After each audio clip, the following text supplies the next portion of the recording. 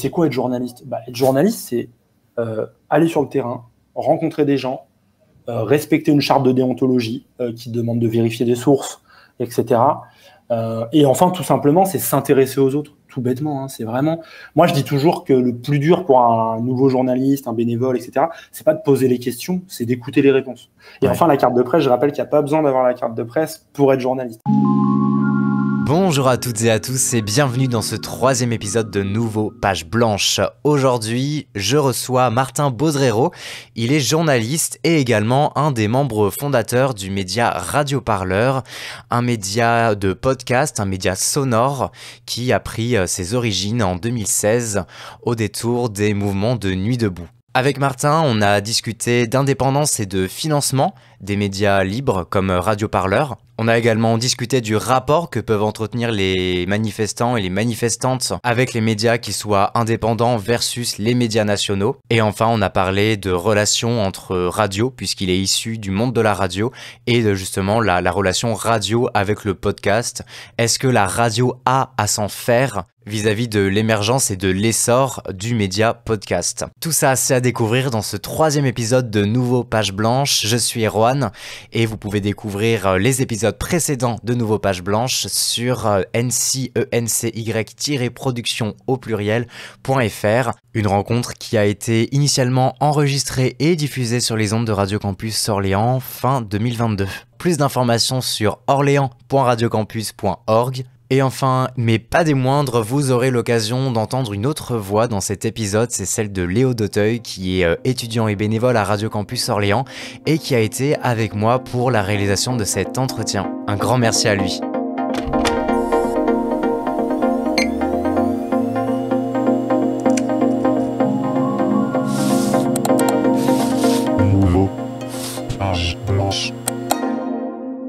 Aujourd'hui, je suis avec Martin Baudrero, Martin qui est journaliste et cofondateur de Radio Parleur, un média qui est libre, engagé, qui a été fondé en 2016. Bonjour Martin. Bonjour, merci de me recevoir. Alors aujourd'hui, je suis également avec Léo. Donc Léo, tu es bénévole à Radio Campus, tu es également étudiant en première année de licence d'histoire. Bonjour à toi. Bonjour. Et tu vas m'épauler au cours de cet entretien avec Martin. Alors Radio Parleur, aujourd'hui on t'invite aujourd'hui Martin, parce qu'il y a une actualité autour de Radio Parleur. Alors évidemment des actualités, vous en avez régulièrement sur votre site, c'est radioparleur.net. De nombreux reportages qui sont, je le disais, engagés, citoyens. On en parlera également au cours de cet entretien.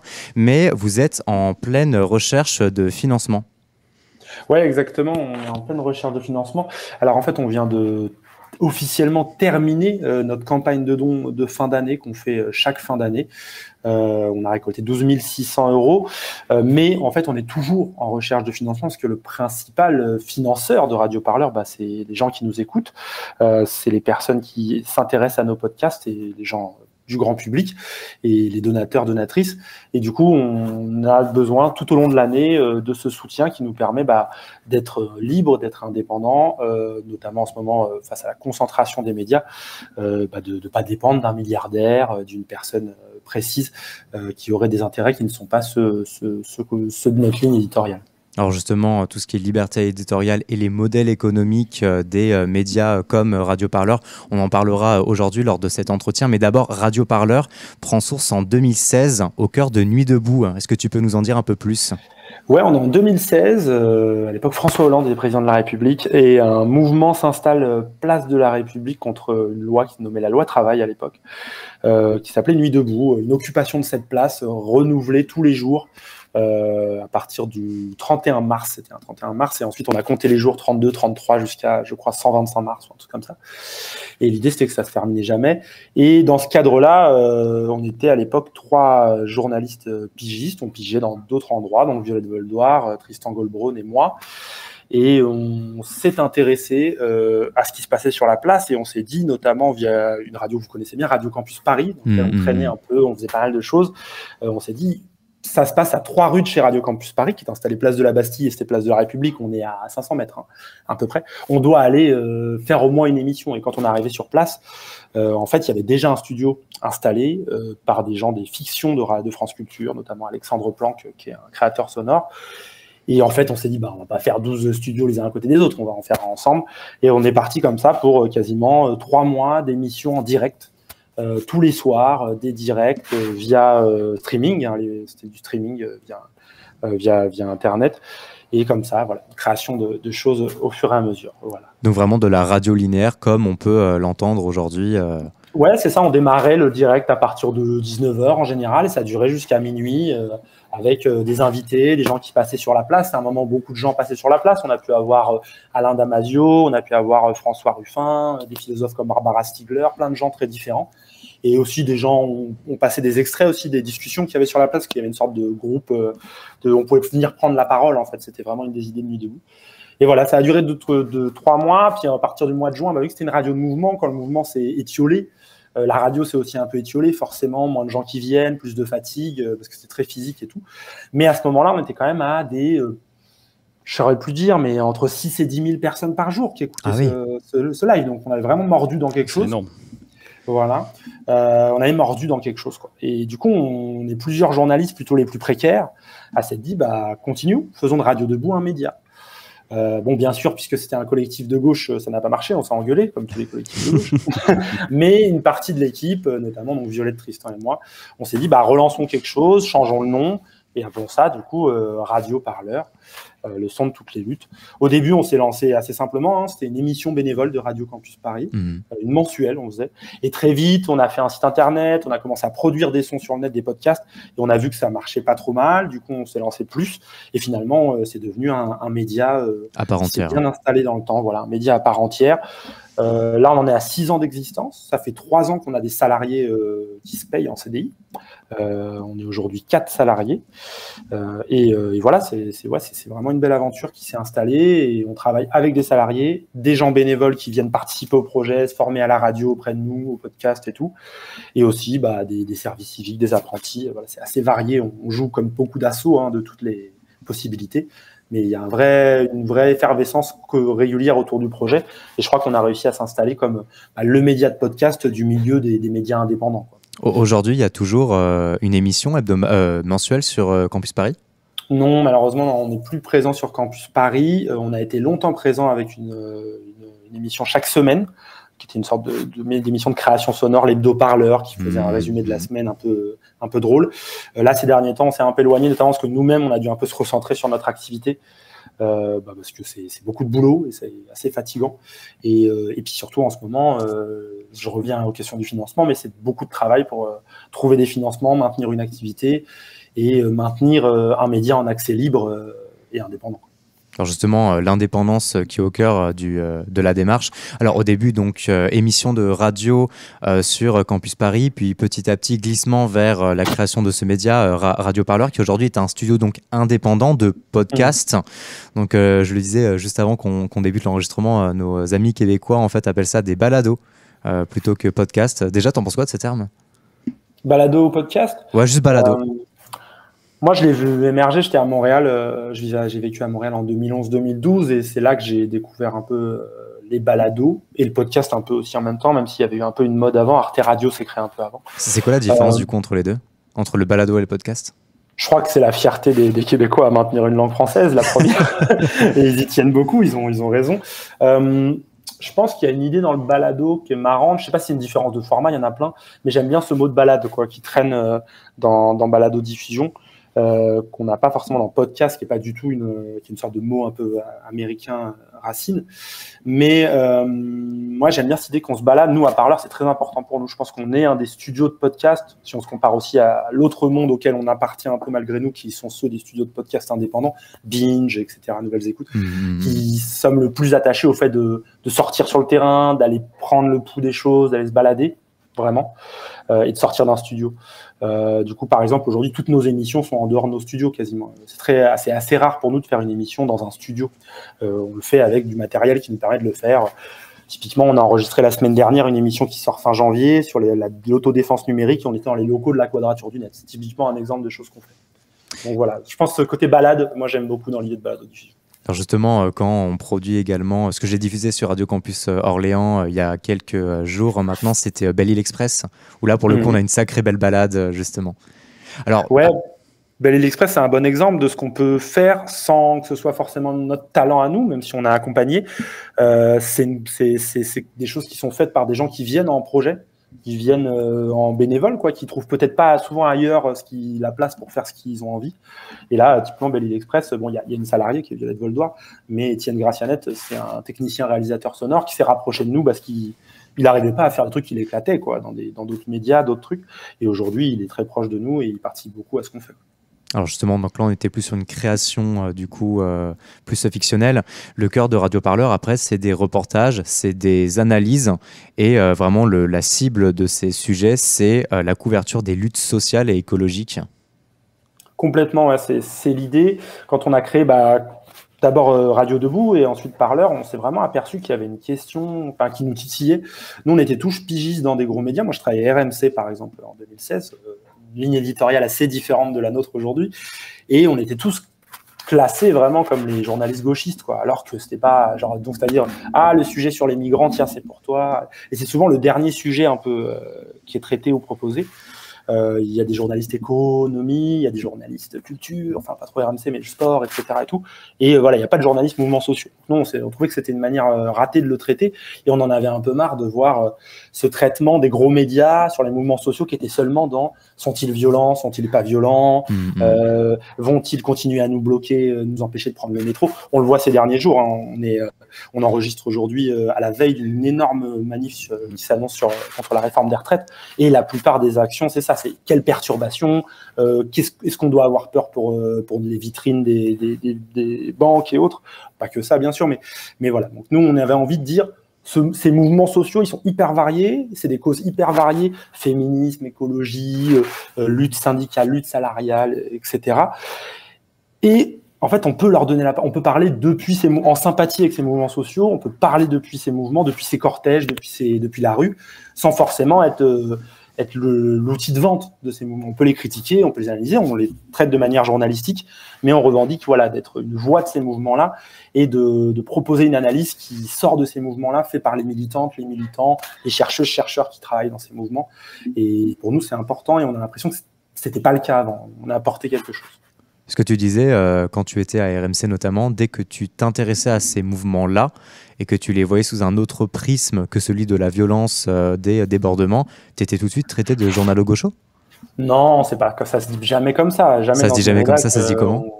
On traite de journalo-gaucho, c'est juste, tu sens dans le traitement des informations, dans la hiérarchie, que...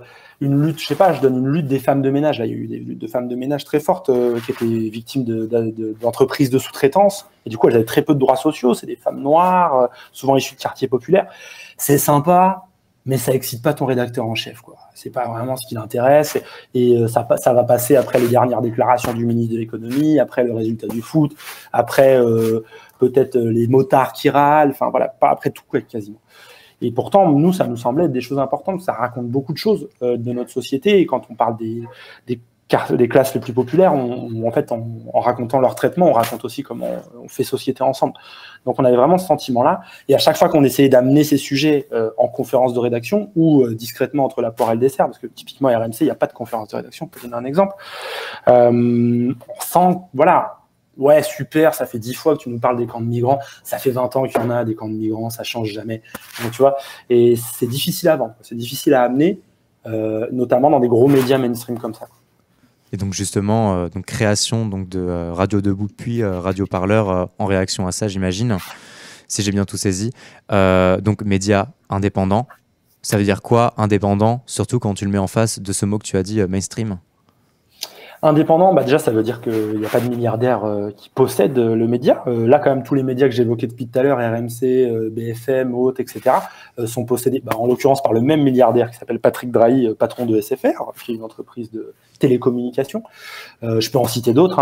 Les milliardaires concentrent plus de 90% des médias aujourd'hui en France. Bolloré. Donc, voilà, Bolloré, Xavier Niel aussi, Daniel Kretinsky, si je fais la liste. Ils ne sont pas tant que ça, mais ils sont là. Bernard Arnault, qui possède beaucoup de médias à travers LVMH, qui est aussi l'homme le plus riche du monde.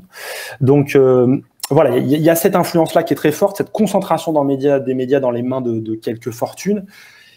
Être indépendant en face, c'est dire, OK, on va sortir de ça. On va sortir de ça, on va poser une information qui n'est pas influencé par ses capitaux financiers et qui, ne dépend que des auditeurs, auditrices, que des lecteurs. Voilà, Mediapart dit souvent seuls nos lecteurs peuvent nous acheter. C'est vraiment ça. Moi, j'ai vraiment la sensation que ça nous permet de traiter des sujets dans des angles qui n'étaient pas possibles en fait dans les médias où je travaillais avant. Typiquement, là, on vient de faire une grande émission sur le football populaire, une autre manière de voir le football après le naufrage du Qatar, on va dire, le naufrage moral en tout cas du Qatar et de la Coupe du Monde. Ça me semble très difficile à proposer. On parlait des RMC, ça aurait été très difficile à proposer à RMC parce que la Coupe du Monde au Qatar, ça a été un de ses fonds de commerce et c'était un grand moment pour RMC, c'est un grand moment d'audience. Faire des reportages qui disent en fait ils tuent des ouvriers, etc. et tout. Il y en a sans doute eu dans les journaux, j'ai pas écouté tous les journaux des RMC, mais ça dépassera pas ça. On fera pas 1h30 de l'after-foot ou de ces grandes émissions sportives là-dessus. Donc voilà, l'indépendance, ça nous permet d'aborder ça et de faire nos choix. Et l'indépendance, ça a un prix, tu l'as dit, seuls nos lecteurs et lectrices peuvent nous acheter. Il y a tout un modèle économique. Ce modèle économique, est-ce qu'il est florissant ? Non, il est difficile, on va pas se mentir. Ce qui est florissant, c'est qu'il existe. Déjà, de réussir à le construire sans avoir besoin, comme d'autres médias, parce que ces médias mainstream qu'on cite, ils sont quand même beaucoup à aller régulièrement revenir à la soupe auprès de leurs milliardaires et dire est-ce que tu peux remettre au bout de l'argent, même s'il y en a qui sont bénéficiaires comme Le Monde ou autres, mais c'est quand même difficile. Nous, il marche, c'est-à-dire qu'il est à l'équilibre, on arrive à faire tourner une petite rédaction, voilà. Mais il est difficile sur deux choses. D'abord, faire comprendre que faire un média en accès libre, c'est pas faire un média gratuit. Ça veut dire accès libre, ça veut dire que nous, on estime que c'est important que tout le monde puisse accéder à nos contenus. D'ailleurs, ils sont en Creative Commons, c'est-à-dire on n'a pas de droit dessus. Mais par contre, en accès libre, ça veut dire que ça coûte de l'argent quand même à produire et que ça ne peut pas se faire sans le soutien des auditeurs, auditrices, lecteurs, lectrices pour d'autres médias. Et du coup, on rappelle ça tout le temps. Voilà, on rappelle les coûts, par exemple, très régulièrement. Voilà, pour faire cette émission, il a fallu se déplacer. Je parlais de notre émission sur le foot populaire. J'ai été à Toulouse. Il a fallu que je me déplace à Toulouse, qu'on paye un réalisateur. Voilà, il y a plein de choses qu'on doit faire comme ça. On essaye de faire prendre conscience aux gens d'une chose qui est difficile parce que dans les années 2000, je pense que les médias ont vendu gratuitement leur information et ont fait une erreur énorme. Nous, on essaye de rattraper cette erreur en disant bah non, c'est accessible, mais sans vous, on va s'arrêter et on ira travailler pour les milliardaires et on ne pourra pas continuer à vous proposer quelque chose de différent. Donc ça, c'est un premier boulot. La deuxième, c'est de ne pas compter que là-dessus. Les dons, l'année dernière, c'était 30% des revenus de Radio Parleur et de son association qui s'appelle La Porte à côté, qui édite le média Radio Parleur. Ensuite, voilà, on a dû trouver d'autres sources de financement. Il y a des subventions de fondations, il y a des subventions publiques. Il y a aussi de l'éducation aux médias énormément, auprès de jeunes, de moins jeunes, de scolaires, dans des centres sociaux. Ça nous semble en plus une part du journalisme moderne. Nous, on a beaucoup la sensation qu'on demande à une génération de soutenir les médias sans jamais leur avoir appris comment ça marchait. Un peu comme si tu devais parler anglais sans jamais avoir pris de cours d'anglais. Du coup, on essaie de jouer ce rôle-là aussi par la radio, comme le font beaucoup de radios associatives d'ailleurs au final, et d'apprendre notre truc classique. Si on arrive, tu as une classe, elle n'a jamais fait de radio de sa vie, et au bout d'une vingtaine d'heures, d'une quinzaine d'heures, selon les moyens du projet que tu arrives à développer, et elles font leur propre émission, et c'est vraiment cool ça. Alors justement, ce modèle économique, comment fonctionne économiquement Radio Parleur? C'est assez transparent. Lorsqu'on va sur votre site internet, je le rappelle, radioparleur.net, dans la rubrique Qui sommes-nous, on trouve un onglet Notre modèle économique, où on voit justement tous ces chiffres que tu as donnés. Les dons, c'est... alors sur l'infogramme que je vois, c'est 11%, 52% de subventions, voilà, vente de prestations de services et aide à l'embauche. Et de l'autre côté, on a où va l'argent. Tu le disais, de la production de reportages, la production du déplacement, du paiement de salaire. Est-ce que vous êtes une équipe de combien de salariés? Aujourd'hui, on est 4 salariés. Ouais. Donc, charge du personnel, c'est 67% du budget qui va là-dedans. 4 salariés, un apprenti qui est en fait aussi un salarié, donc ça fait 5, et 2 services civiques. Donc, il y a vraiment aussi le fait de se reposer sur des volontaires en service civique pour pouvoir aider. Est-ce que c'est une force ou est-ce que finalement, ce ne serait pas représentatif d'une faiblesse de ressources humaines en fait Les services civiques? Ouais. Non, nous on a essayé de le voir comme une force.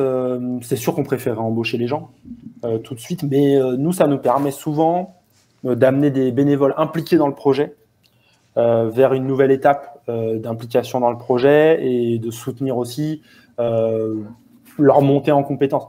Tu disais se reposer sur un service civique. Non, on ne se repose pas sur un service civique, c'est vraiment important ça.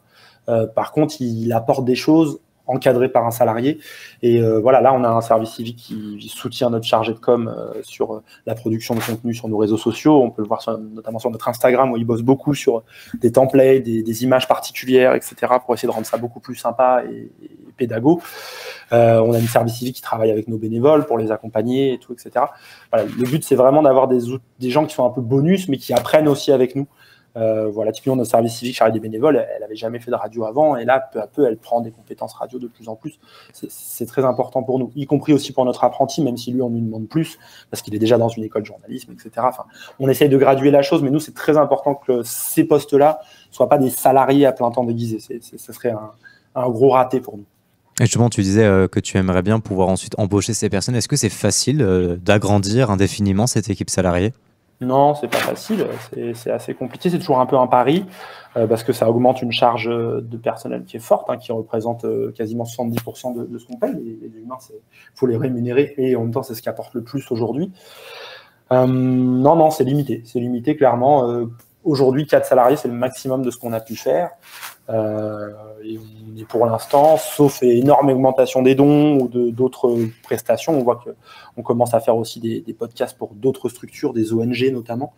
Il faudra passer par là, mais notre difficulté première, elle est celle de plein de médias aujourd'hui, c'est d'être rémunéré principalement pour du journalisme et non pas faire des podcasts pour d'autres, choper des subventions, etc. Et tout. Et aujourd'hui, si on était payé que pour du journalisme, c'est-à-dire que pour nos dons, on ne pourrait pas avoir 4 salariés, etc. Donc, on est obligé de trouver des équilibres, de faire feu de tout bois, comme on dit, pour ensuite pouvoir produire, proposer des choses et être utile aux mouvements sociaux. Est-ce qu'on peut parler de précarité des médias indépendants aujourd'hui ? Oui, je pense complètement. Ça dépend lesquels.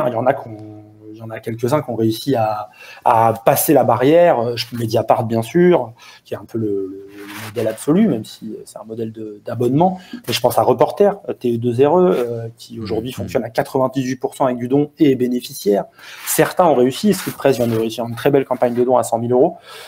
J'ai l'impression que derrière ces 3-4 qui réussissent à produire des choses et qui restent encore petits. Reporter, pour vous donner une idée, c'est 17 salariés en équivalent temps plein. On doit être sur 12-13. C'est bien, c'est super, mais c'est rien du tout par rapport à une rédaction comme Le Monde ou comme Libération. On n'est même pas à 10% du nombre de journalistes. Donc voilà, c'est encore des petites choses, mais ça se renforce.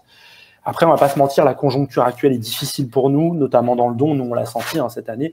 Pour être honnête avec vous, on visait 25 000 € de dons et on en a eu 12 600 pour plein de raisons.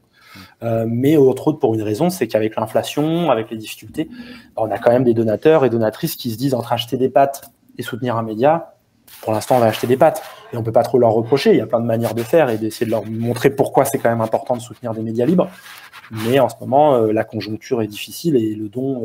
dans tous les domaines d'ailleurs, je crois que des très gros assos comme Greenpeace ou comme les Restos du Cœur ont aussi subi ces baisses de dons, donc on n'y échappe pas forcément. Tu parlais tout à l'heure de faire des podcasts pour des ONG, c'est une opportunité ? Ouais, en fait, on s'est beaucoup posé cette question parce que la question, c'est de pas tomber dans le public reportage. Déjà, il faut que rien n'aille sur Radio Parleur, c'est-à-dire que sur le site Radio Parleur, si vous nous écoutez, vous ne verrez jamais ce podcast a été payé par même une ONG, par Greenpeace ou autre. Ce qui est par exemple le cas sur d'autres médias comme Binge, par exemple. Et je ne dis pas ça pour les pointer du doigt, c'est un modèle économique et c'est écrit, c'est sponsorisé par la Maïf, par je ne sais quoi, etc.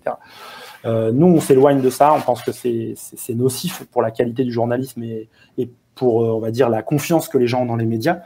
Par contre, on pense qu'on a une expertise aujourd'hui qui peut permettre à des associations, à des ONG, à des structures qui sont en accord avec nos valeurs. On ne va pas bosser pour Total, clairement, même si ça rapporterait beaucoup plus. On va pas bosser pour ça. Mais par contre, là, typiquement, on va bosser avec le CRID, qui est un gros groupe d'associations de solidarité internationale. On a bossé pour les Petits Frères des Pauvres. On a bossé pour des structures comme ça qui nous semblent être en accord avec nos valeurs. C'est notre association La Porte à Côté qui bosse pour eux, c'est pas le média. Et ensuite, eux, ils produisent le contenu. Enfin, on produit le contenu pour eux et ils le diffusent eux-mêmes. Et on est caché, quoi. Il n'y a vraiment pas d'idée de se faire une pub éditoriale là-dessus. Par contre, nous, ça nous permet à la fois de faire des trucs intéressants. Le CRID, on a fait un énorme travail avec des militants et autres pour qu'ils racontent leur travail au sein des assos et c'était super. Et à la fois, c'est un bel outil de rémunération de nos salariés. Tu parlais de publi-reportage, alors peut-être pour les personnes qui nous écoutent, qui ne sont pas forcément habituées à ce type de terme, qui est assez propre à nos rédactions, est-ce que tu peux expliquer rapidement ce qu'est un publi-reportage ? Très simplement, un reportage qui est payé par une structure publique ou privée et qui paraît dans les colonnes de votre journal ou dans les podcasts de votre studio de podcast préféré, etc. Je peux vous donner un exemple. Le Parisien fait régulièrement sur son site internet. C'est écrit en gros, cet article n'a pas eu recours à la participation de la rédaction. Il y a un encadré et ensuite c'est ça. Voilà, c'est typiquement quelque chose qu'on peut retrouver régulièrement. C'est des fois assez flou, notamment dans la presse régionale écrite. Des fois, il faut quand même lire dans un coin qu'en fait, cet article a été payé par le boulanger du coin. Et est-ce que justement le publi-reportage, c'est pas aussi une voie, une frontière floue vers aussi la complaisance ? Oui, c'est tout simple. Mais là, on retombe aussi dans l'indépendance des médias. Si quelqu'un paye pour avoir un reportage, c'est de la communication et il a droit. Nous, quand on travaille en dehors de notre média avec des ONG, elles ont un droit de regard final sur le podcast. C'est normal. Elles nous payent pour ça. Du coup, c'est la même chose. Là, le problème, c'est que ça rentre dans les journaux et d'un coup, vous avez 3 pages d'articles pour prendre la presse écrite fait par le journal local et la 4e page, vous en apercevez pas, mais c'est plus une page faite par le journal local, c'est écrit pour, je sais pas, l'entreprise du coin ou autre. Et ça, c'est hyper important d'être prudent là-dessus.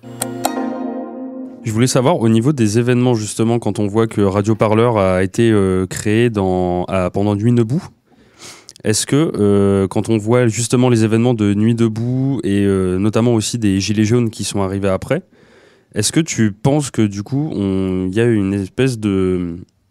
Il y a eu une cassure entre les manifestants et les journalistes qui fait que du coup, maintenant, il y a une méfiance qui est beaucoup plus importante qu'avant.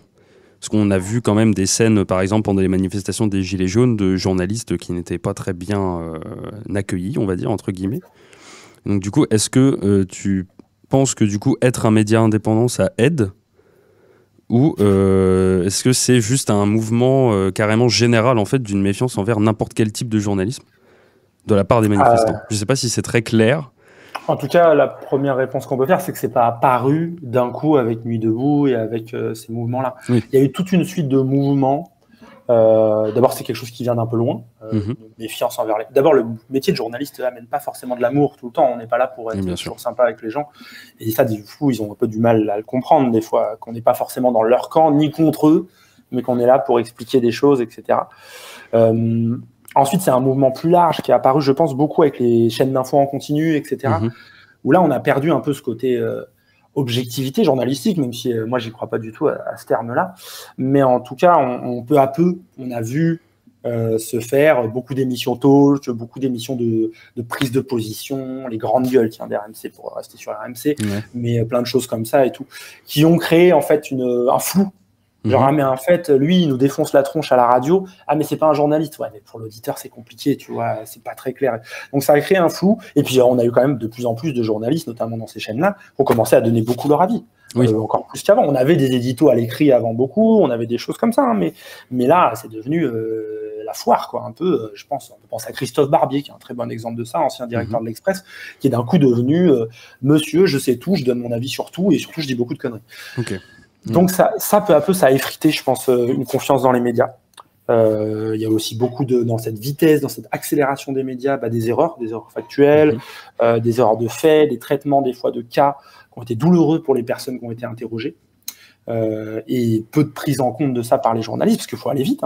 Rendez-vous compte, quand vous bossez dans un média comme ça, d'infos en continu, moi, sur une grande radio nationale, j'avais mon sujet à 15h l'après-midi et il était diffusé à 6h le lendemain matin. Vous n'avez pas un temps fou pour faire ce sujet, donc vous n'avez pas le temps d'être sympa. Donc ça joue aussi. Donc ça s'est fait comme ça. Et puis après, peu à peu, effectivement, sur le terrain, on est un peu des repoussoirs. Les Gilets jaunes ont été la version la plus visible de ça. Pour donner notre expérience, nous, à Radio Parleur, on n'a jamais eu de problème avec des Gilets jaunes, typiquement, sur le terrain. Mais de manière un peu bizarre, on tendait le micro, on disait « Ah ouais, vous êtes BFM et tout ». On dit « Non, on est un média indépendant, Radio Parleur ». Les mecs savent pas du tout ce que c'est. Ils ont entendu indépendant, Radio Parleur, ils disent « C'est bon, c'est pas… » tu vois. Et au contraire, j'ai vu des collègues de BFM avoir des difficultés, aussi un peu par leur faute. C'est-à-dire que, après, déjà, la caméra, ça attire les emmerdes. Globalement, Mais au-delà de ça, même en radio, Je veux dire, nous, on arrive dans un groupement Gilets jaunes, on dit bonjour, on sort pas le micro tout de suite, on prend le temps parce qu'on a ce temps. Oui, quand t'as pas le temps, tu arrives avec ton micro, tu arrives avec ta canne, tu lui mets sous le nez, tu dis vas-y, dis-nous que tu es en colère, etc. et tout. En fait, ça crée c'est violent, du coup, ça crée de la violence. Donc, il y a ce travail-là un peu. Et enfin, moi, c'est un truc que j'ai pu dire une fois à Jean-Michel Apathy, éditorialiste s'il en est, au Festival international de journalisme qui est à Couture-sur-Garonne. On a vraiment vécu fort, moi je l'ai vécu sur le terrain, l'embarrassement des éditorialistes. Et embarrassement au sens, le poids embarrassé, ça veut dire ça, on porte quelque chose, on a les bras pris, embarrassés. Et nous, on avait ce poids des éditorialistes. Moi, je perdais toujours 15 à 20 minutes dans la journée à expliquer non, je suis pas BFM, je suis pas c'est un média, regardez ce qu'on fait. Et en fait, leur incapacité à traiter ces infos de manière sérieuse et leur capacité à s'exprimer n'importe comment sur tous les sujets pèse en fait sur notre travail sur le terrain, nous mettent en danger. Donc, moi, je pense que c'est une suite, peu à peu. Ensuite, il y a la question des réseaux sociaux. Il y a beaucoup de sources d'infos qui sont extrêmement discutables. Jean-Michel du 38 qui nous dit qu'il est complotiste, etc. Et tout. Tout ça est placé sur le même niveau d'importance et de qualité de travail. Du coup, c'est des fois difficile à suivre. Mais clairement, oui, on a vu les choses s'effriter peu à peu comme ça, avec plein de petits coups de butoir qui ont rongé la confiance des gens dans les médias. Et elle n'a jamais été aussi basse dans tous les sondages aujourd'hui.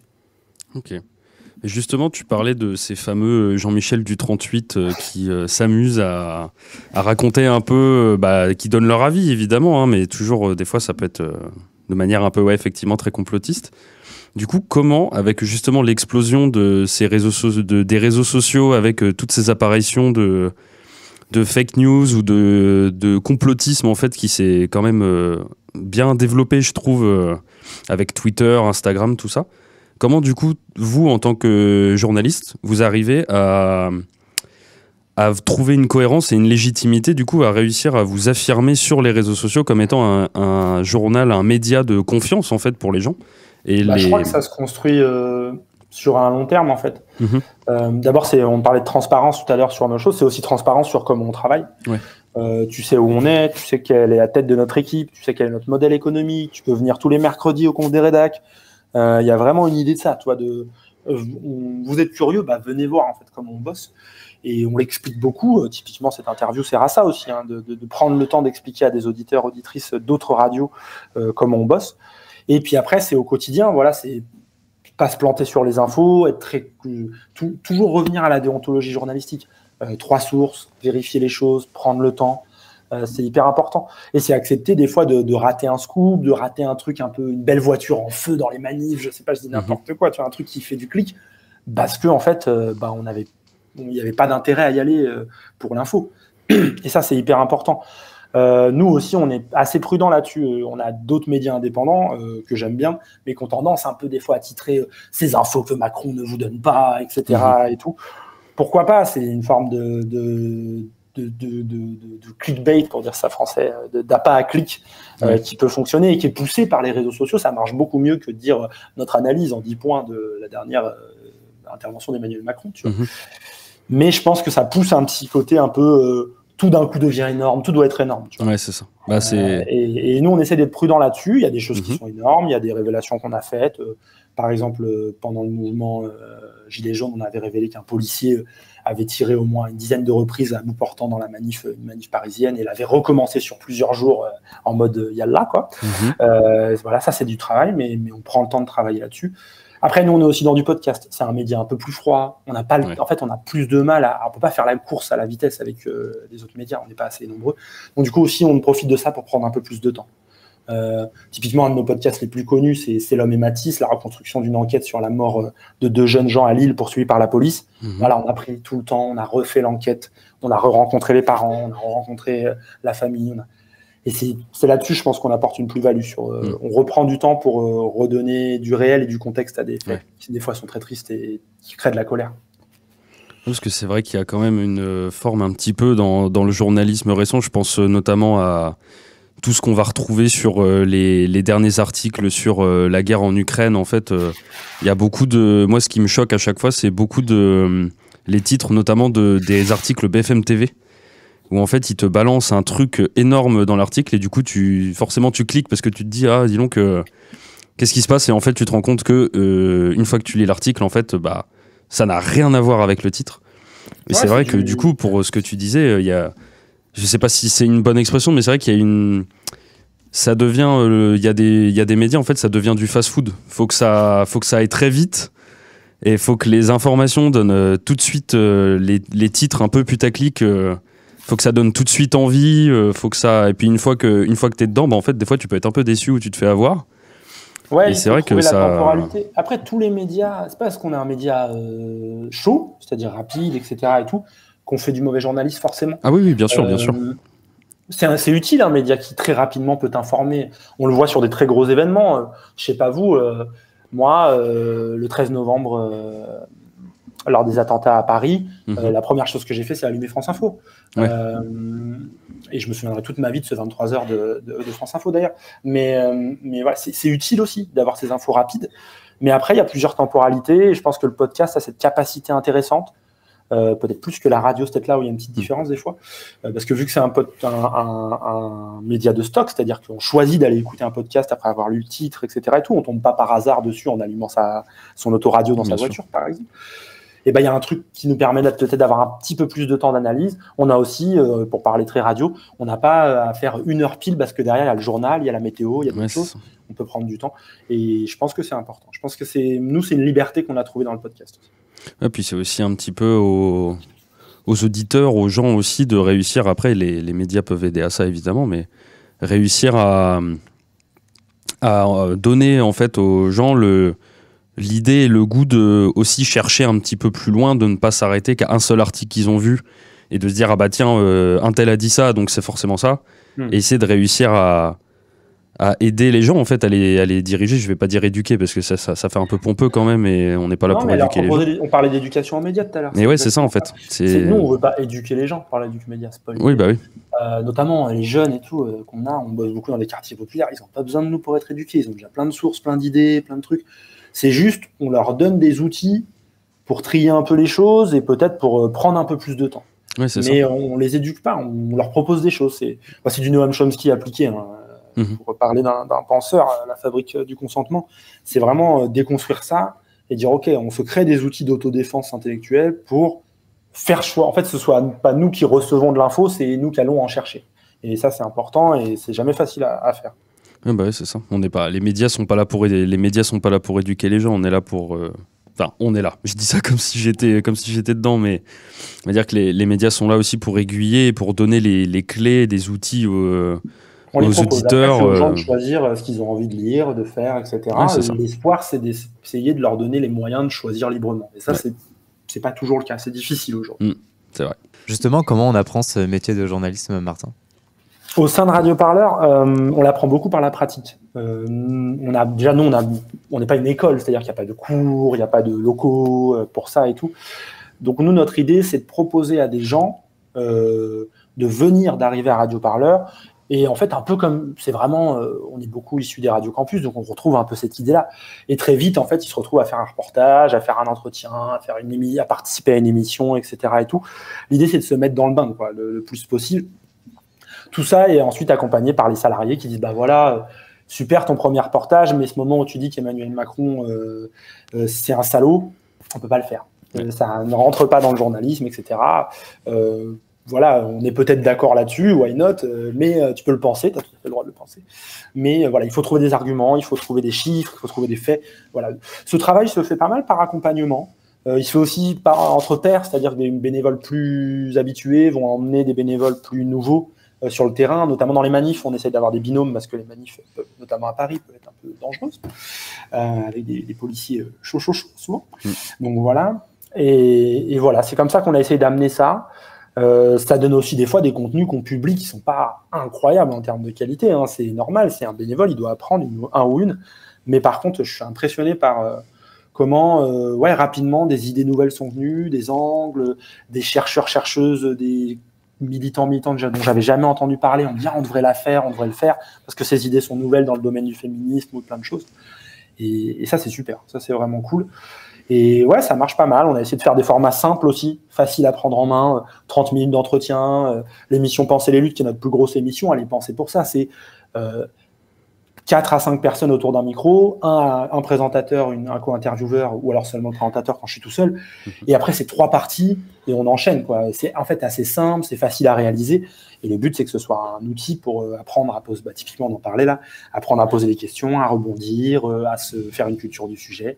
Et ça marche bien, ça fonctionne bien. Et je crois que les gens qui participent à ça en reviennent plus forts. Le profil est assez varié en plus. Ça va être soit des militantes, militants, qui sont très impliqués, des fois, y compris dans des milieux très de gauche, etc. et tout, mais dans des ONG, dans des choses comme ça, qui viennent nous voir et qui ont envie de tester ce recul un peu qu'on peut avoir quand on est journaliste. Ça peut être des jeunes journalistes aussi qui sortent ou pas d'école ou qui vont passer les écoles de journalisme, mais qui viennent chercher chez nous autre chose. Ça peut être aussi des professionnels qui, comme nous, quand on a créé Radio Parleur, ils sont dans un média, mais dans leur média, il manque de temps pour faire les choses. Nous, par exemple, à RMC, le reportage le plus long, c'était 55 secondes. Donc, on manquait un peu de temps. Heureusement qu'il y avait Radio Campus Paris pour faire un 15 minutes toutes les semaines qu'on faisait à l'époque. Mais voilà. Et du coup, ils trouvent chez nous un défouloir, c'est pas le mot, mais un bac à sable où tenter des nouvelles choses. Et ça, c'est important.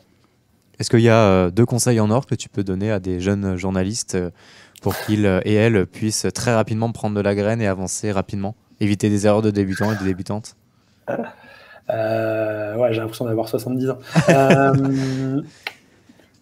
La première, je dirais que c'est un métier qui s'apprend énormément en pratiquant. Faut pas avoir peur de pratiquer et pas avoir peur de se planter.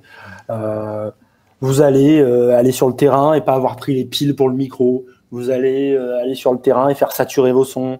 Vous allez croire que vous avez fait, je sais pas, Jean-Luc Mélenchon au détour d'un meeting pour la présidentielle et en fait, vous avez appuyé sur le pré-rec et vous n'étiez pas en train d'enregistrer. Les conneries, on va les faire. Faisons-les, quoi. C'est l'idée. C'est ça que ça sert. Donc, faites-en. Moi, je trouve que moi, j'ai commencé à être correspondant régional à Grenoble, Dauphiné-Libéré, à 16 ans. Et c'est vrai que ça m'a permis, je trouve, en partant très très tôt, de pratiquer énormément, quoi. Et je pense que c'est ça. Pratiquer, ça c'est un outil. C'est un peu un artisanat quand même, le journalisme, notamment radio avec son petit côté montage et tout. Et enfin, la deuxième chose, je pense, c'est de pas avoir peur de déranger. Ça, c'est le plus dur au début. Au début, il y a vraiment un truc de « Ah, mais attendez, si je lui pose ces questions, il va avoir d'autres choses à faire dans sa vie. » En fait, tous les gens qu'on fait en interview, on interrompt leur trajectoire. Ils sont en route. Si c'est un micro-trottoir, ils sont en route pour aller, je sais pas, au cinéma ou autre. Si c'est un chercheur-chercheuse, il a 12 000 trucs à faire. Si c'est une femme de ménage, elle doit bosser. Si c'est quelqu'un en manif, tu le fais en interview alors qu'à 10 mètres, ça commence à chauffer, il n'a qu'une envie, c'est de se tirer. Le micro, ça permet de poser toutes les questions, et autant à Emmanuel Macron qu'à un random inconnu, quoi. Donc ça, il faut en profiter, quoi. Comment t'en es arrivé à être correspondant à Grenoble à 16 ans? J'ai grandi à Grenoble. Ouais. Je savais très tôt que je voulais faire du journalisme. Je l'ai su assez tôt. Et du coup, j'ai été voir le Dauphiné Libéré, je sais plus. Ma mère était assez militante, du coup, elle avait des discussions avec des journalistes. Parce que les chiens font pas des chats. Et du coup, un journaliste du Dauphiné m'a dit « Ah, mais tu sais, même si t'es pas majeur, nous, on prend des correspondants, hésite pas, quoi. » Et du coup, j'ai été les voir. On m'a dit en gros « Est-ce que tu sais écrire, parler ?» Et après, on m'a dit « C'est 8 € l'article. » J'ai dit « Ok. » Et du coup, c'était tout, en fait. Les correspondants, ils sont hyper mal payés, on leur demande un peu n'importe quoi. Quand t'as 16 ans, 8 €... Ouais, c'est cool, mais bon, c'était pas pour l'argent, oui, voilà. clairement, à ce moment-là. Mais par contre, c'était cool, tu vois, les premières choses qu'on m'a demandé de faire, mais c'est des trucs tout con, hein. On m'a dit, va à la kermesse de l'EHPAD du coin, et surtout, en fait, tu fais une photo et 3 lignes. Et dans la photo, tu mets le plus de gens possible. Vous savez pourquoi? Vas-y. Parce qu'en fait, si tu mets tous les petits vieux de l'EHPAD dans la photo, ils vont tous acheter le journal pour se retrouver. Du coup, si tu mets 16 personnes, tout le monde achète le journal. Du coup, tu fais en plus de journaux. Tout simplement. Voilà. C'est trop con, hein, c'est drôle, moi ça me fait rire. Mais c'est une blague un peu, mais voilà, et t'apprends comme ça au fur et à mesure. Et après, j'ai fait des stages, des choses, puis après, plus tard, école de journalisme à Grenoble, et voilà. Donc, tu es vraiment allé au culot et t'as pas eu peur de déranger, justement? C'était pas du culot. Il y a un journaliste qui m'a dit « Vas-y, on recherche des correspondants, t'as l'air intéressé. Ta mère m'a dit que t'étais à fond dans les questions de journalisme, tu vois, vas-y, quoi. » Donc oui, on peut dire qu'à 16 ans, c'est un peu du culot, mais c'était pas si incroyable non plus. Et même sans parents journalistes, est-ce que c'est possible? Ouais, alors j'ai pas de parents journalistes, j'ai une mère prof. Oui. ce qui peut-être après les parents journalistes est le deuxième truc qui t'amène le plus, puisque tous les profs sont branchés sur France Inter soir et matin. Du coup, t'écoutes beaucoup de radio. Mais si on vient pas de milieu intellectuellement favorisé, est-ce que c'est quand même possible?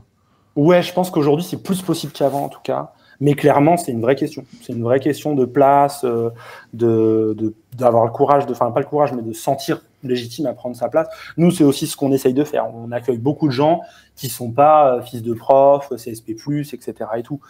Ça, c'est super. Après, aujourd'hui, il y a quand même pas mal de choses. C'est pas encore suffisant, c'est jamais suffisant. Et bon, je vais pas vous refaire Pierre Bourdieu, détruire le système d'habitus, on n'est pas arrivé. Mais voilà, il y a des prépas comme la chance au concours qui sont ouvertes aux boursiers. Dans les écoles, il y a des choses qui sont des fois réservées. Et puis, il y a beaucoup de journalistes qui rentrent dans ce métier sans jamais avoir fait d'école. Je crois que, alors là, je dis un chiffre de tête, j'espère que je dis pas une bêtise, mais un tiers des nouvelles cartes de presse sont des gens qui sont pas sortis d'école. Un tiers. Ouais, je crois que c'est ça. À vérifier, vérifions le chiffre peut-être, mais en tout cas, une partie significative. Et voilà, nous, par exemple, chez nous, Violette Voldoir, elle a fait une école. Moi, j'ai fait une école reconnue. Mais Tristan Goldbraun, il n'a jamais fait la moindre école. Il a commencé à faire du journalisme à Radio Campus Paris, en faisant des sujets, en participant à la matinale de la radio. Et voilà, et maintenant, c'est un bon journaliste. Il a gagné, on parlait de Salomé Matisse tout à l'heure, notre documentaire, il a gagné le prix longueur d'onde de la radio des petites ondes l'année dernière. Ça vient aussi comme ça. Hein. Est-ce que tu es légitime à être journaliste alors que tu n'as pas fait d'études ? Ouais, complètement. Ça, vraiment, faut pas s'arrêter là-dessus. Les études, ça donne une base solide de pratique, ça donne aussi un réseau pour démarrer, bien pratique. Parce que c'est quand même beaucoup un truc qui marche par une forme de cooptation, je sais pas si c'est le mot, mais en tout cas quand tu sors d'une école et tout, etc. Et vous avez bien remarqué que sur Pôle emploi, on trouve pas beaucoup d'annonces pour être journaliste. Donc ça marche beaucoup par le bouche à oreille. Mais par contre, non, tu es complètement légitime, c'est ta pratique. Et en fait, assez vite d'ailleurs dans ce métier, très vite, tu débarques dans des rédacs qui on ne te demande pas est-ce que tu as fait l'école machin, est-ce que tu as fait l'école truc. En radio, on te demande souvent une maquette. Ouais, qu'est-ce que tu as déjà produit, tu vois. Et si c'est cool, on le prend. Donc, ça aide. C'est des accélérateurs, les écoles. Ça donne aussi plein de bases. Moi, j'ai appris plein de choses. J'ai pu aller à Montréal, étudier à l'UQAM, l'Université du Québec à Montréal. Et c'était une expérience hyper riche. En plus, c'était en plein Occupy Wall Street et tout. Voilà.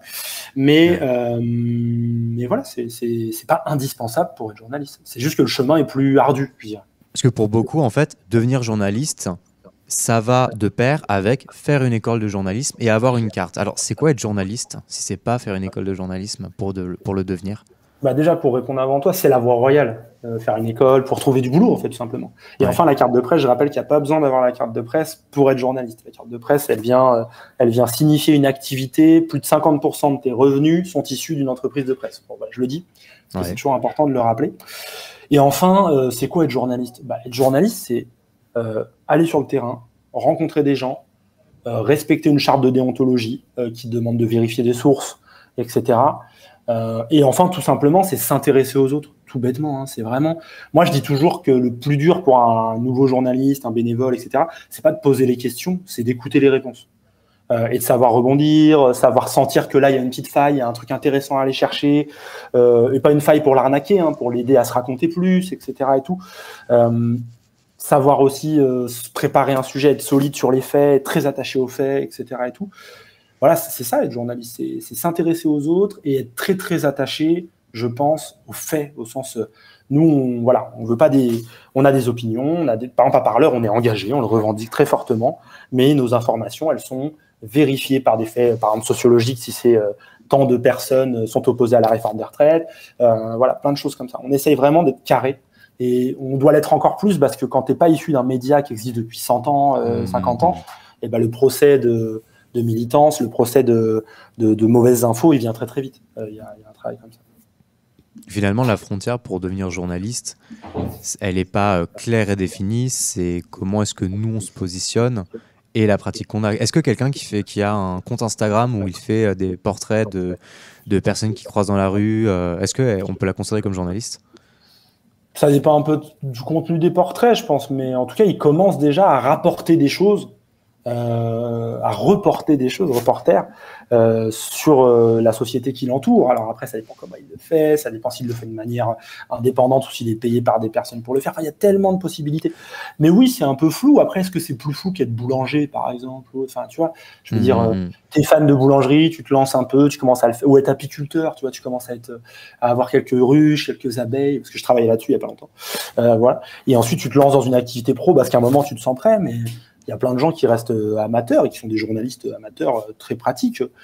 je sais pas, qu'est-ce qu'on peut donner comme exemple? Tiens, il y a un blog qui est bien connu dans le milieu de la radio associative qui s'appelle, fait par un mec qui s'appelle Fanche, que tu connais peut-être, Erwan.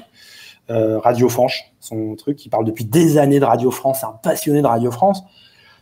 Il a un côté journaliste. Il y a des trucs très éditorialistes et tout, et pourtant, je crois qu'il n'a jamais touché un salaire pour faire ça. Et pourtant, il produit depuis des années des contenus sur l'évolution de la radio publique. Donc finalement, en fait, la réponse à la question est-ce qu'on est journaliste, elle n'est pas binaire, c'est pas oui ou non, c'est un spectre.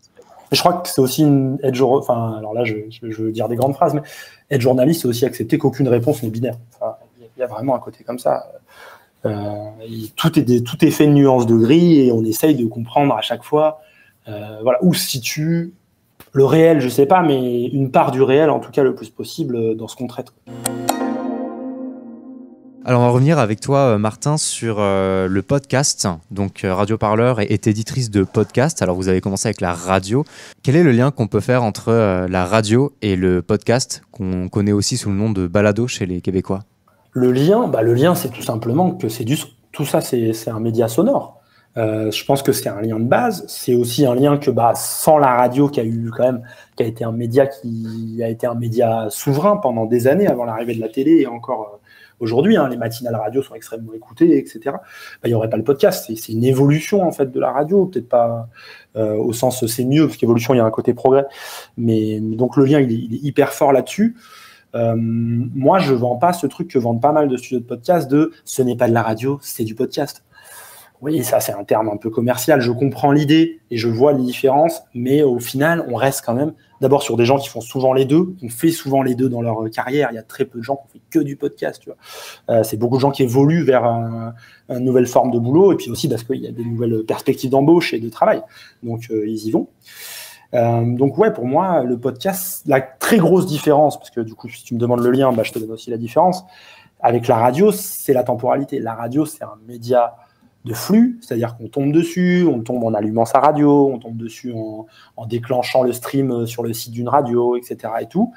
Le podcast, c'est vraiment un média de stock, c'est-à-dire que on fait le choix dans une application, sur Internet, sur plein de choses, d'écouter un sujet dont on nous a déjà souvent soit présenté le titre, soit parlé avant, soit on a lu une critique dans un journal. Il y a quelque chose de beaucoup moins spontané et du coup une attention peut-être plus forte. Ça explique d'ailleurs pourquoi ce qui a lancé la vague podcast définitivement, parce qu'elle était montée en fait à la fin des années 2000 et elle était retombée.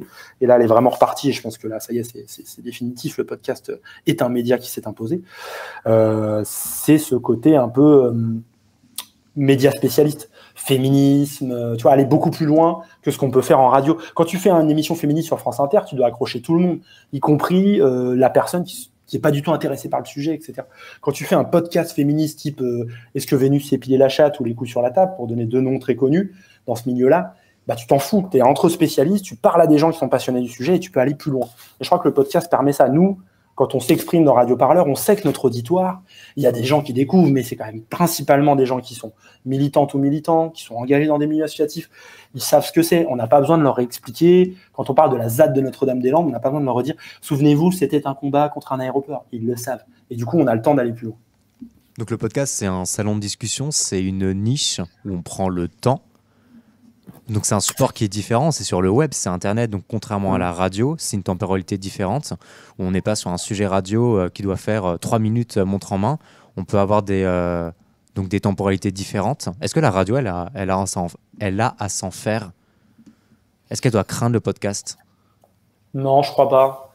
Je crois qu'il y a des émissions déjà d'actualité qui sont invincibles face au podcast et qui en plus peuvent elles-mêmes se réécouter. Ensuite, tu vois, je pense à un truc, alors je cite beaucoup Radio France, désolé, mais Un jour dans le monde, l'émission de Fabienne Sintès le soir sur France Inter, c'est quotidien, c'est régulier, ça permet de réagir tout de suite. Hop, il y a eu un bombardement en Ukraine, on fait un chercheur spécialiste. Ça, le podcast aura du mal à être tout le temps ça, même s'il y a des podcasts très quotidiens. Radio France produit Guerre en Ukraine, le podcast, qui est un super podcast quotidien sur la guerre en Ukraine, avec les correspondants et tout. Donc, je pense pas qu'il y ait à s'en faire. Je pense que ça ouvre des nouveaux espaces hyper intéressants. Je parlais de notre enquête, c'est l'homme et Matisse. En radio, on aurait eu, je pense, un peu de mal. Ça existe. Il y a des trucs comme la série documentaire ou autres qui sont quand même 5 fois 1 heure, quasiment 4 fois 1 heure de documentaire. Mais là, nous, on a fait 8 épisodes sur cette histoire et c'est assez long. Là, dernièrement, Radio France a sorti des trucs sur Léon Blum, sur le maréchal Pétain. Ça fait 9 épisodes d'1 heure, c'est hyper long. Donc, il y a vraiment un truc qui a la place quoi, de faire autre chose. Donc ça, c'est vraiment quelque chose, une liberté qui est différente. Et je pense pas que ça fait concurrence à la radio. Je pense que ça apporte autre chose. Peut-être par contre que ça pousse un peu la radio vers un truc toujours plus actu, toujours plus, tu vois, flux.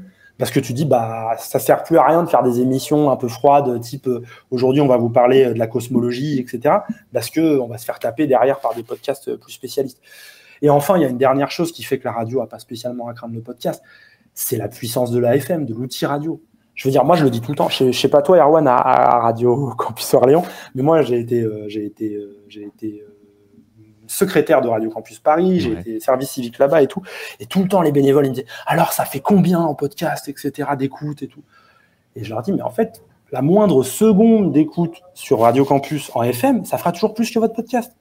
Parce qu'en fait le nombre de gens que vous touchez, n'en parlons même pas à Paris, on a 10 millions de personnes couvertes par notre antenne, tout de suite même les gens par hasard vous ferez plus quoi. Et il y a vraiment un côté comme ça, la puissance, la facilité de la radio fait qu'elle restera toujours un média beaucoup plus de masse, à mon avis, que le podcast. Tu vois, les podcasts les plus gros, ils font quoi ? 300 000 écoutes par épisode, ce qui est beaucoup. Mais c'est rien du tout. C'est une seconde de France Inter, c'est une seconde de plein de radios nationales, etc. Justement, la radio, qu'est-ce que c'est ? Est-ce qu'on est plus attaché du coup à la production radiophonique, donc le contenu qu'on va diffuser à l'antenne, ou est-ce qu'on est plus attaché à l'outil radio, c'est-à-dire l'émetteur avec l'antenne et les ondes hertziennes ? C'est quoi la radio ? Moi, je pourrais pas te dire. Moi, par exemple, je suis typiquement un auditeur qui écoute très peu la radio via la FM. J'écoute beaucoup le temps du débat de France Culture. Mais voilà, l'idée, c'était de dire ça, quoi, qu'il n'y a pas de danger du truc de la radio pour le podcast. Le vrai danger pour nous, pour te faire simple, c'est qu'on voit les très gros médias là en train d'arriver très fort dans le podcast et que peut pas rivaliser avec Radio France, tu vois. Donc, voilà, ça joue. Mais nous, on est dans une position assez cachée, tu vois, beaucoup plus à gauche que France Inter, très militante, engagée. Je pense pas qu'on ait à avoir peur de ça. Mais typiquement, tu vois, Binge, quand ils voient arriver des énormes trucs historiques comme ce que fait Philippe Collin sur France Inter et tout, ils peuvent pas rivaliser avec ça. Il y a trop d'archives, trop de gens qui peuvent bosser dessus. Radio France peut mettre 10 personnes sur un podcast, alors que Binge, s'ils en mettent 5, déjà, c'est cool. Non, je pense pas que les gens soient attachés à l'antenne et tout, ils l'ont pas forcément en tête, mais ils sont attachés à la facilité. Juste allumer, partir, alors que moi, nous, on a un peu du mal aujourd'hui, notre studio de podcast. Très souvent, on me dit « Ah, tu fais des podcasts, comment je peux les écouter ?» Et il faut dire « Alors en fait, tu peux télécharger une appli ou aller sur Deezer ou aller Spotify, machin, truc. » Il n'y a pas un truc très clair, comme peut l'avoir la vidéo d'ailleurs avec YouTube, même si tout ça, c'est des GAFAM, mais ça fait chier de le dire, mais il n'y a pas un truc très clair où écouter les podcasts, quoi. C'est beaucoup de chemins différents, des choses comme ça. Et du coup, tu vas sur notre site, machin, tu vois. Et du coup, nous, moi, je trouve que des fois, on n'est pas bon pour l'expliquer et on doit peut-être même qu'on devrait carrément faire une vidéo tuto ou un truc, tu vois. Donc, on est vraiment sur quelque chose qui est beaucoup moins accessible que la radio en FM. J'ai l'impression, moi, notamment, pour pas faire de l'agisme, mais pour une génération un peu plus âgée que la nôtre, à partir de 40, 50 ans, là, 50 ans plutôt, c'est vrai qu'ils ont pas grandi avec ça, le podcast n'existait pas du tout, ils sont pas d'une génération digitale. C'est un peu compliqué, et vite ça leur prend la tête, ils disent mais tu sais quoi, j'allume, j'ai le jeu des 1000 € là, j'ai pas besoin de me faire chier. Donc la radio en linéaire a de belles heures devant elle. Ouais, moi je crois pas, puis il y a une deuxième chose. Tu crois pas ou tu crois ? Non, je crois pas qu'elle va disparaître. Ah, tu crois pas qu'elle va... Donc tu crois qu'elle aura encore de bonnes heures devant elle, ouais. Oui, je crois que c'est un autre rôle aussi, tu vois. C'est un autre travail. C'est sûr qu'il peut y avoir une forme de concurrence, mais je crois pas que c'est le podcast qui va la grignoter. C'est peut-être d'autres choses sur le web, notamment la vidéo, etc. Plein de choses. Mais bon, jusqu'ici, quand la télé est arrivée dans les années 70, on a dit « Ah, c'est la mort de la radio, elle est toujours là. » Et quand la mort est arrivée, c'était la mort des journaux. Ouais, tu vois. Donc, bon, en fait, je crois que c'est une excuse, ça, pour justifier qu'on galère. Je crois que c'est surtout qu'est-ce qu'on propose aux gens et comment on renouvelle des formats, qui fait que c'est sympa, quoi, que les gens attachent. Et de manière globale, tout ce qui est réseaux sociaux, comment est-ce que les radios peuvent s'en emparer ? Alors les radios, je sais pas, nous c'est un gros outil, puisque c'est là-dessus qu'on diffuse beaucoup aussi nos contenus, on les fait connaître. C'est un rapport un peu de je t'aime moi non plus, on en est à la fois dépendant, et c'est relou, notamment de réseaux sociaux détenus par des gens qu'on n'aime pas. Typiquement, nous on a 20 000 followers sur Twitter, tu vois. Ah ouais. Si demain notre ami Elon Musk décide de tout fermer, tout péter, pour l'instant, voilà, on n'a pas de solution. C'est pas avec Mastodon qu'on va retrouver tout de suite donc il y a un autre réseau qui lui n'est pas possédé par un milliardaire. Tout de suite, on va retrouver une audience, quoi. Donc voilà, on cherche ce chemin. Nous, c'est un outil important du fait de toucher les gens, parce qu'en plus, dans le podcast, on a vraiment cette difficulté d'être noyé dans une production énorme, et je pense qu'il y a une vraie surproduction du podcast en ce moment. Et voilà, ouais, c'est un outil pour ça. Il faut s'adapter, tu vois. On a mis en place des teasers sonores, mais qui bougent un peu, avec l'onde qui bouge pour Instagram, parce que quand ça bouge, ça attire plus de gens. On a sous-titré ces teasers. On a mis en place des retours vers nos anciennes émissions. On a mis en place plein de choses comme ça. On veut tester des space Twitter, des émissions via un espace audio que tu peux ouvrir sur Twitter. Il y a ce travail de toujours s'adapter, et ça, c'est un peu fatigant, c'est du boulot en plus. Tu peux pas juste dire, OK, je produis des contenus, je les envoie dans mon antenne FM, et voilà, ça va venir. Merci beaucoup Martin Baudrero, je le rappelle, tu es journaliste à Radio Parleur, également chargé de projet formation à La Porte d'à côté, donc La Porte d'à côté qui est l'association qui gère le média Radio Parleur. Ouais, La Porte à côté.